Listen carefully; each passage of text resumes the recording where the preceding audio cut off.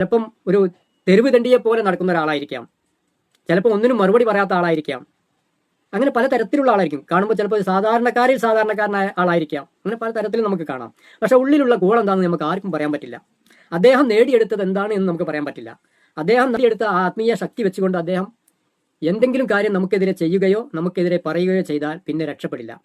അത് പ്രത്യേകം നമ്മൾ ഓർക്കേണ്ട കാര്യങ്ങളുണ്ട്. ഓരോ ഗ്രഹങ്ങൾക്കും 9 ഗ്രഹങ്ങൾക്ക് 9 തരത്തിലുള്ള ദശവർഷങ്ങളുണ്ട്. ആ ദശവർഷങ്ങൾ സൂര്യന് 6 വർഷമാണ്, ചന്ദ്രന് 10 വർഷമാണ്, ചൊവ്വക്ക് 7 വർഷമാണ്, അതുപോലെ ബുധന് 17 വർഷമാണ്, വ്യാഴത്തിന് 16 വർഷമാണ്, ശനിക്ക് 19 വർഷമാണ്, ശുക്രന് 20 വർഷമാണ്. ഇങ്ങനെ ഓരോ കണക്കുകളുണ്ട്. അതിൽ നെഗറ്റീവായ 3 കാര്യങ്ങളുണ്ട്. അത് 1 ശനിയാണ് പ്രധാനപ്പെട്ടത്, 2 ചൊവ്വയാണ്, 3-മത്തത് രാഹുവാണ്.